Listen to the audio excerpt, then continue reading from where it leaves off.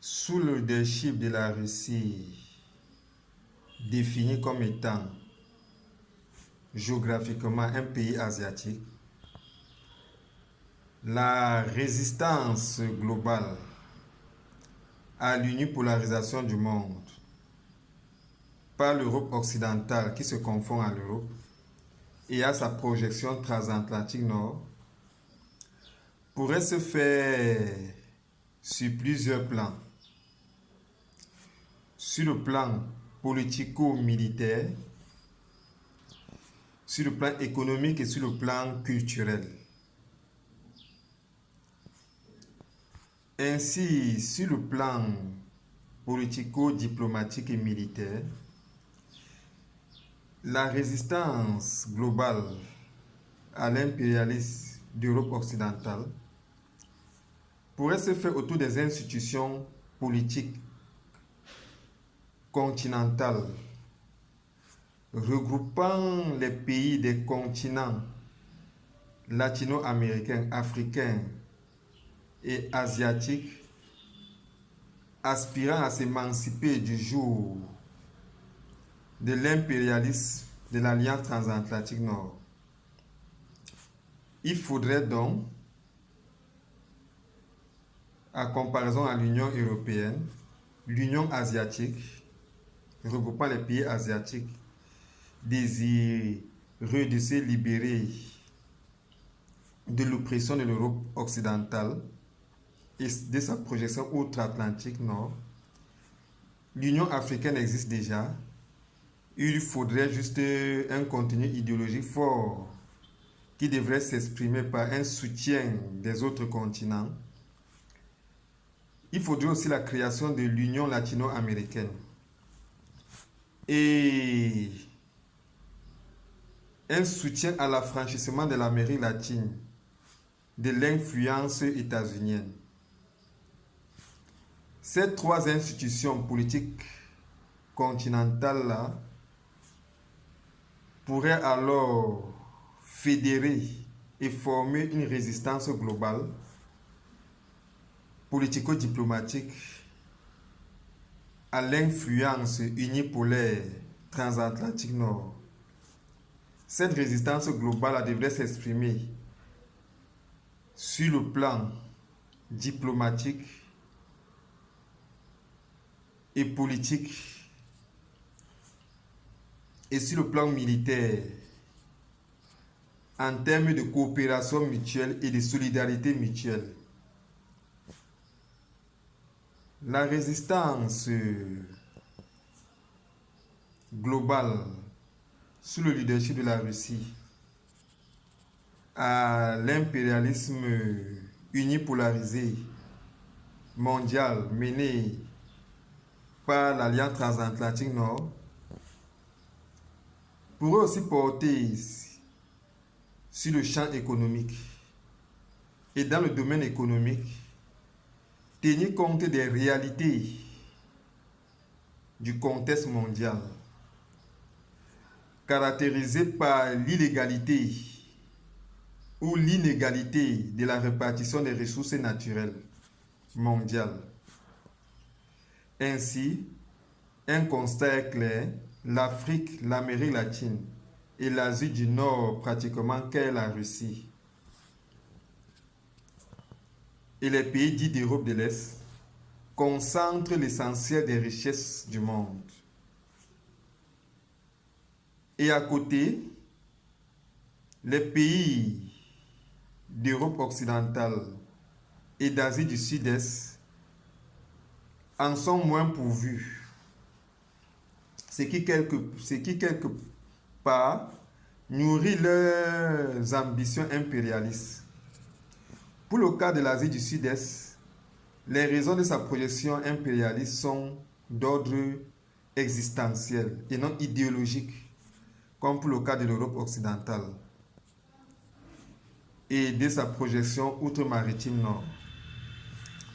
Aussi, la résistance économique globale à l'unipolarisation du monde passerait par convaincre l'Asie du Sud-Est et notamment la Chine de ce que, à la suite de la Russie, les avancées technologiques et infrastructurelles de l'Afrique et de l'Amérique latine ne menaceraient pas les intérêts économiques et matériels, et que ces autres continents développés technologiquement accompagneraient la Russie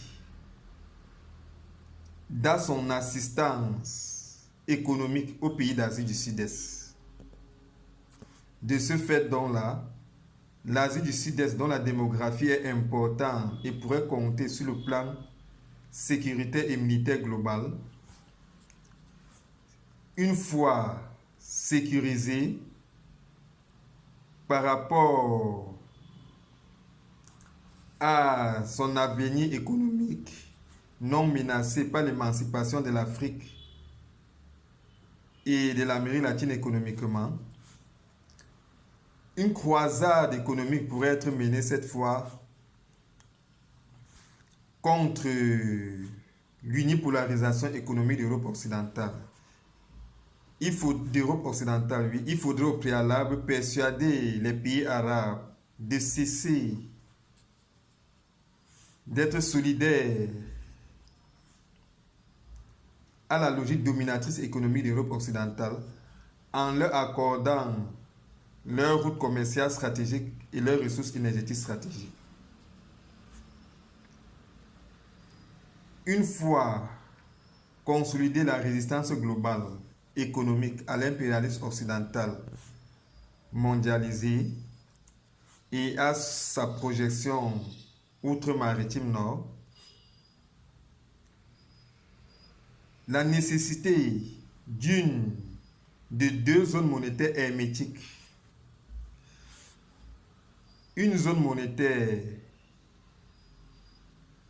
première regroupant les pays d'Asie, d'Afrique et d'Amérique latine, engagés dans une résistance frontale à la logique dominatrice transatlantique nord, devrait s'opposer à la zone monétaire, à la logique monétaire néolibérale, justement de cette dernière. Et entre les deux zones monétaires, il devrait avoir comme seul lien l'or physique comme monnaie d'échange. Ainsi, le trucage monétaire de l'Alliance transatlantique nord par l'émission illégale de la monnaie et par les prêts illimités sera ce trucage-là sérieusement compromis, puisque avec l'or physique qui est limité, on ne peut pas entreprendre des prêts illimités. Et on ne peut non plus falsifier la nature de l'or qui est un élément physique et naturel. À la suite de la résistance économique globale à l'Alliance transatlantique nord et à sa logique dominatrice, il faudrait penser et sérieusement à une résistance culturelle à l'unipolarisation globalisée de la coalition transatlantique nord, dont la logique dominatrice a une dimension culturelle.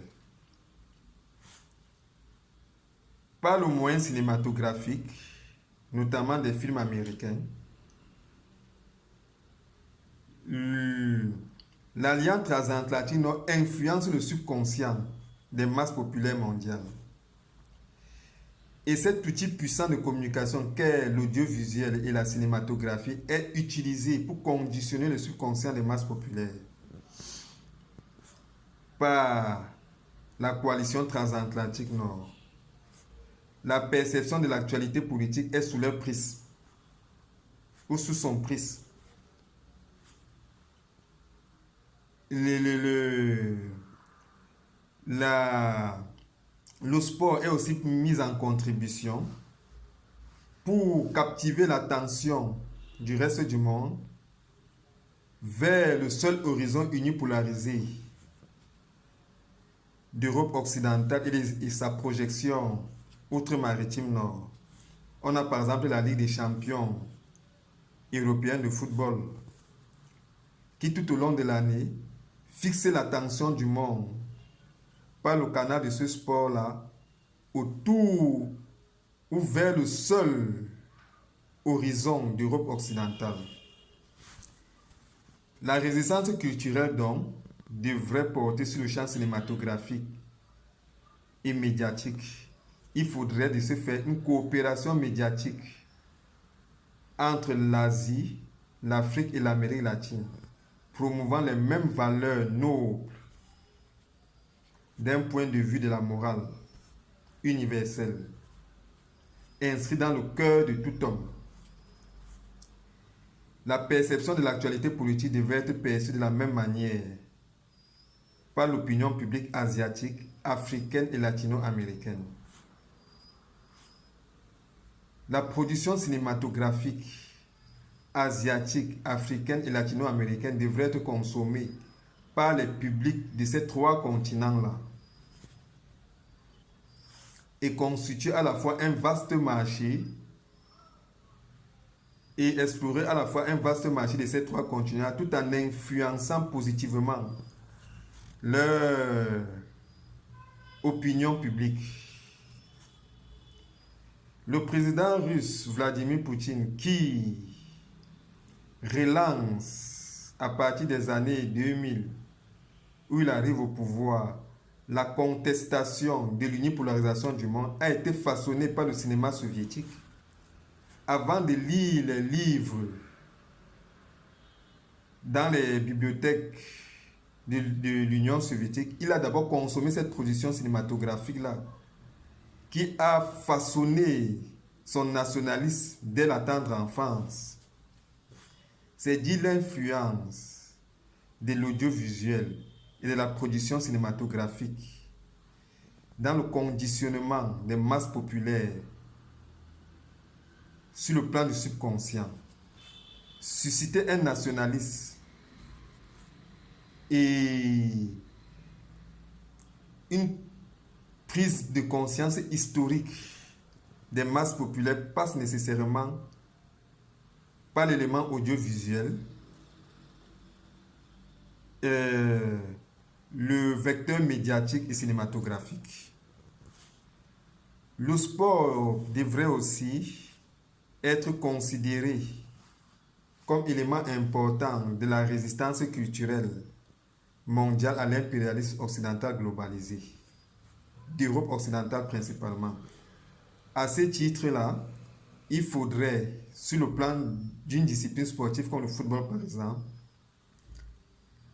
la création ou la mise en place d'une ligue des champions mondiale de football, ou au moins asiatique, africaine et latino-américaine de football, devant rassembler les masses populaires de ces trois continents-là, les peuples de ces trois continents-là, autour de l'élément sportif.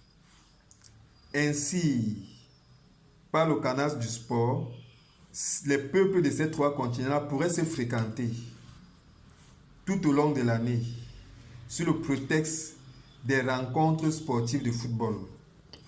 Il faudrait donc une ligue des champions africaine, asiatique et latino-américaine de football qui devrait être disputée tout au long de l'année et permettrait une visibilité des pays de ces trois continents-là par le canal de ce sport-là. En fin de compte, la nécessité d'une résistance globale à l'impérialisme occidental sur le champ politique ou politico-diplomatique, économique et culturel s'avère, et il faudrait déjà y penser plus sérieusement.